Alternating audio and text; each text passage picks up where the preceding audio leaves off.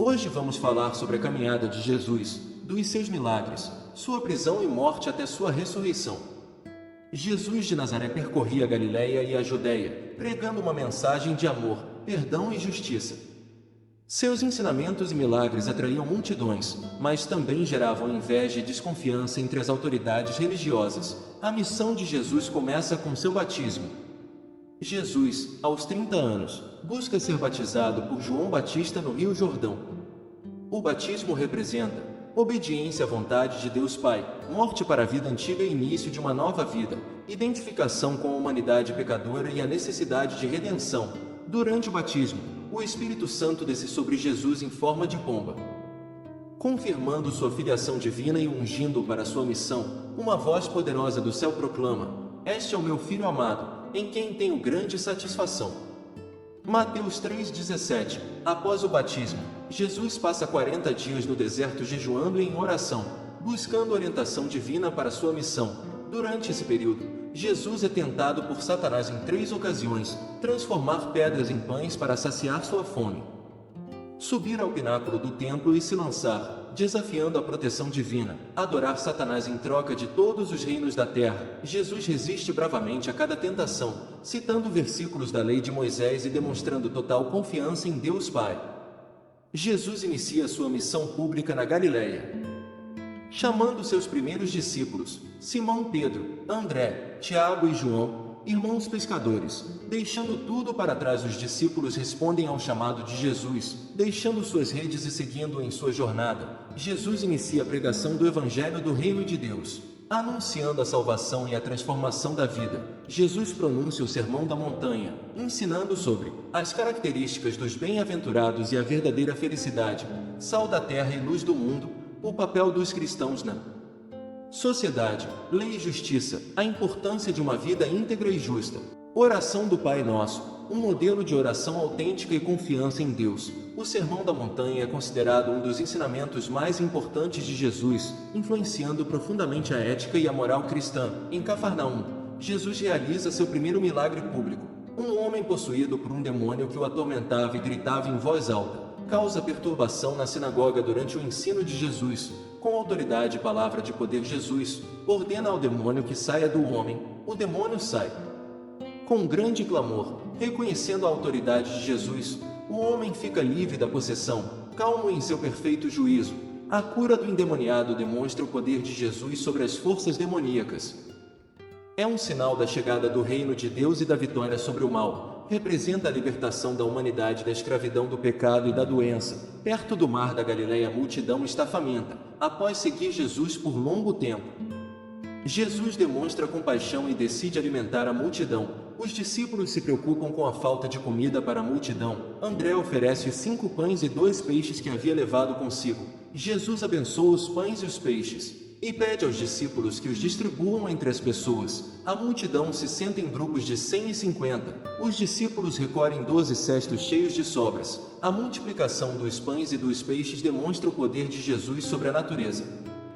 É um sinal da provisão divina e da abundância de Deus. Representa a Eucaristia, onde Jesus se oferece como alimento espiritual para a humanidade. Jesus realiza diversos outros milagres, como a cura de enfermos, a purificação de leprosos e a ressurreição de mortos. Demonstrando seu poder e compaixão, a Bíblia narra 3 eventos de ressurreição realizados por Jesus. Jairo, chefe da sinagoga, implora Jesus para salvar sua filha de 12 anos que está morrendo.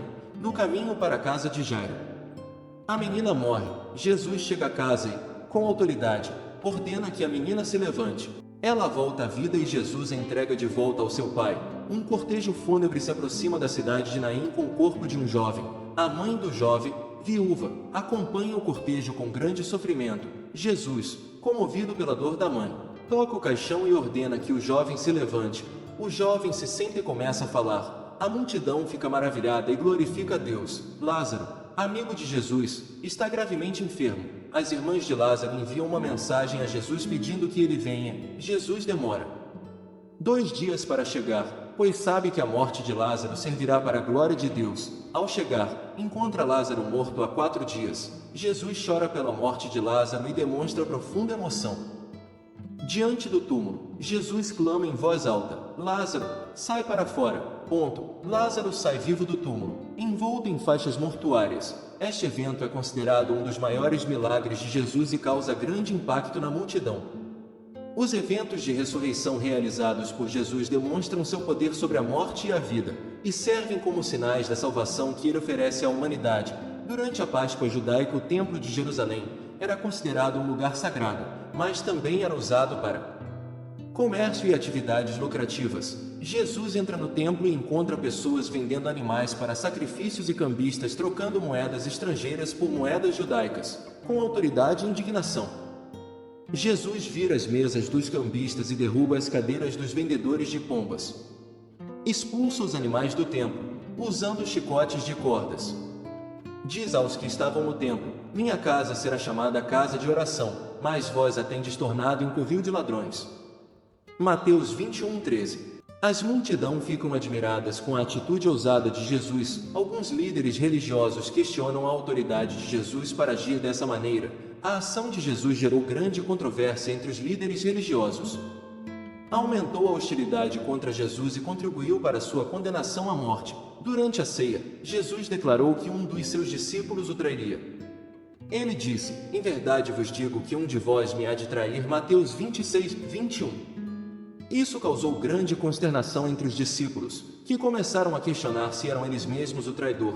Durante a ceia, Jesus também instituiu a Eucaristia, um sacramento fundamental na tradição cristã.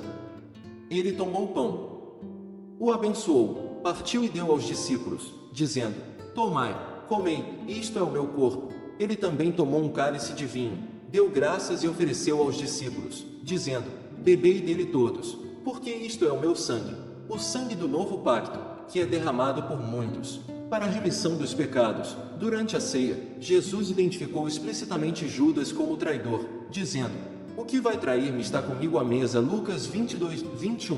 Judas, ao ouvir isso, perguntou se era ele mesmo, e Jesus confirmou: tu disseste. Mateus 26:25. Judas Iscariotes se aproximou dos principais sacerdotes e dos anciãos do povo judaico e fez um acordo com eles para entregar Jesus em troca de 30 moedas de prata. Para que os líderes religiosos pudessem prender Jesus sem tumulto público, eles precisavam de alguém que os levasse até ele. Judas concordou em identificar Jesus para eles, oferecendo-se para traí-lo com um sinal específico: um beijo. Após a ceia, Jesus foi com seus discípulos para o jardim do Getsêmani para orar. Judas, sabendo onde Jesus estaria, levou uma multidão de soldados romanos e guardas dos principais sacerdotes até lá. Ele identificou Jesus para eles, cumprindo sua parte do acordo, dando-lhe um beijo como sinal de identificação. Este beijo foi um gesto de traição, pois Jesus sabia que aquele que o beijasse seria o traidor. Depois que Judas identificou Jesus, os soldados romanos prenderam e levaram para ser julgado pelos líderes religiosos. Ele foi levado para ser julgado perante o Sinédrio, o Conselho Supremo Judaico, que estava liderado pelo sumo sacerdote Caifás. Jesus foi acusado de blasfêmia por afirmar ser o Filho de Deus. Várias falsas testemunhas foram apresentadas, mas suas acusações não se sustentaram. No entanto, quando Jesus afirmou ser o Cristo, o Filho de Deus, os membros do Sinédrio consideraram isso como blasfêmia, resultando em sua condenação à morte, após o julgamento religioso. Jesus foi levado diante do governador romano, Pôncio Pilatos, pois os líderes religiosos não tinham autoridade para executar a pena de morte.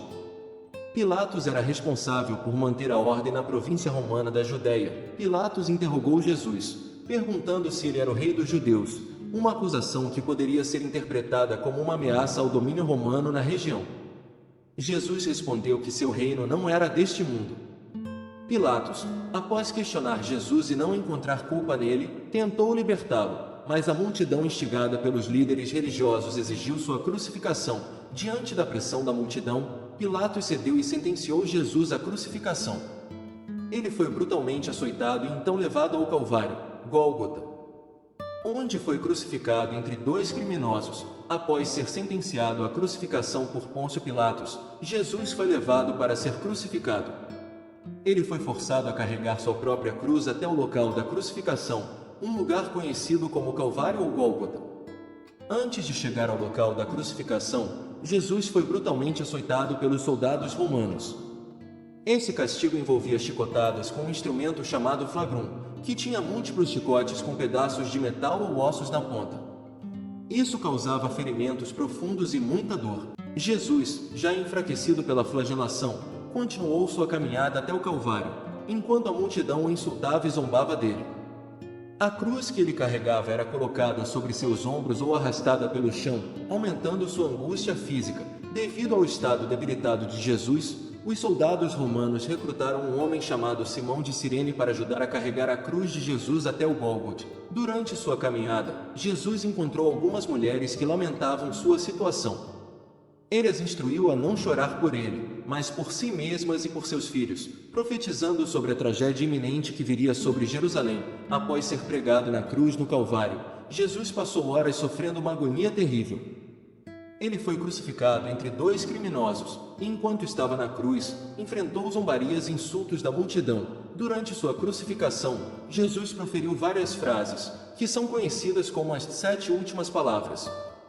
Entre elas, estão incluídas expressões de perdão aos que o crucificavam, preocupação com sua mãe e a promessa do paraíso ao ladrão arrependido que estava crucificado ao seu lado. Durante as horas em que Jesus estava na cruz, houve uma escuridão sobrenatural sobre toda a terra, como relatado nos evangelhos de Mateus, Marcos e Lucas. Isso é frequentemente interpretado como um sinal da gravidade e do significado divino da morte de Jesus, pouco antes de sua morte. Jesus clamou em alta voz: Pai, nas tuas mãos entrego o meu espírito. Lucas 23:46. Após isso, ele morreu. Ao morrer, houve um terremoto e abertura dos túmulos, segundo o relato de Mateus. Além disso, o centurião romano encarregado da execução testemunhou os eventos e declarou: verdadeiramente este era o Filho de Deus. Mateus 27:54. Após sua morte, o corpo de Jesus foi retirado da cruz e colocado em um túmulo novo, escavado na rocha, por José de Arimateia e Nicodemos, discípulos secretos de Jesus. O túmulo foi selado com uma grande pedra e guardado por soldados romanos. Maria Madalena foi ao túmulo de Jesus no primeiro dia da semana e encontrou a pedra removida. Ela correu para informar Pedro e João, os discípulos, de que o corpo de Jesus havia desaparecido. Depois que Pedro e João verificaram o túmulo vazio, eles voltaram para casa. Maria, porém, permaneceu junto ao túmulo chorando. Nesse momento, ela viu 2 anjos dentro do sepulcro, e então Jesus apareceu para ela, mas ela não o reconheceu. Ela pensou que ele era o jardineiro até que ele a chamou pelo nome, e ela o reconheceu. Jesus então a instruiu a ir aos discípulos e anunciar sua ressurreição. Após a aparição a Maria Madalena, ela foi ao encontro dos discípulos e disse-lhes que tinha visto o Senhor. No entanto, eles não acreditaram nela. Mais tarde naquele mesmo dia, enquanto os discípulos estavam reunidos em um lugar com as portas trancadas por medo dos judeus, Jesus apareceu no meio deles e disse: Pai seja convosco. Ele mostrou-lhes suas mãos e seu lado, e então os discípulos se encheram de alegria ao verem o Senhor. Jesus então os enviou em missão, dando-lhes o Espírito Santo e autoridade para perdoar. Quando Jesus visita os discípulos, Tomé não estava presente. Quando os discípulos contaram a Tomé que tinham visto o Senhor, ele expressou sua incredulidade, dizendo que precisava ver as marcas dos pregos nas mãos de Jesus e colocar a mão em seu lado para acreditar. Dias depois, Jesus apareceu novamente aos discípulos quando Tomé estava presente. Ele dirigiu-se especificamente a Tomé, dizendo-lhe: Põe aqui o dedo e vê as minhas mãos. Chega também a mão e põe-na no meu lado. Não sejas incrédulo, mas crente. Tomé então respondeu a Jesus, chamando de Senhor meu, Deus meu. Jesus então disse a Tomé: Por que me viste, Tomé, creste? Bem-aventurados os que não viram e creram. Após sua ressurreição, Jesus instruiu seus discípulos a pregar o Evangelho e fazer discípulos de todas as nações, prometendo-lhes o poder do Espírito Santo para capacitá-los nessa missão. Após sua ressurreição, Jesus apareceu a seus discípulos diversas vezes durante um período de 40 dias, ensinando-lhes sobre o reino de Deus e dando-lhes instruções sobre sua missão futura. No final desses 40 dias, Jesus levou seus discípulos até o Monte das Oliveiras, perto de Betânia. Lá, ele os instruiu a esperar em Jerusalém pela promessa do Pai, que era o derramamento do Espírito Santo. Ele então levantou as mãos e abençoou-os. Enquanto os discípulos olhavam, Jesus foi levado aos céus em uma nuvem, desaparecendo de sua vista. Logo após a ascensão de Jesus, dois homens vestidos de branco apareceram entre os discípulos e explicaram que Jesus retornaria da mesma maneira que eles o viram subir aos céus. Depois da ascensão, os discípulos retornaram a Jerusalém com grande alegria, onde se reuniram em oração e aguardaram o cumprimento da promessa do Espírito Santo. A ascensão de Jesus é considerada um evento central na fé cristã, pois é vista como a glorificação de Jesus após sua obra redentora na terra e marca o momento em que ele retornou ao céu para se sentar à direita de Deus Pai. Além disso, a ascensão prepara o caminho para o envio do Espírito Santo, que ocorreria no dia de Pentecostes, capacitando os discípulos para cumprir a grande comissão de levar o Evangelho a todas as nações. A morte e ressurreição de Jesus é a maior prova do amor de Deus por todos nós. Devemos sempre buscar a aliança e a obediência a Deus. Se você gostou deste vídeo, deixe seu like, compartilhe com seus amigos e familiares, inscreva-se no canal para mais vídeos como este, e ative o sininho para não perder nenhum vídeo novo. Obrigado por assistir.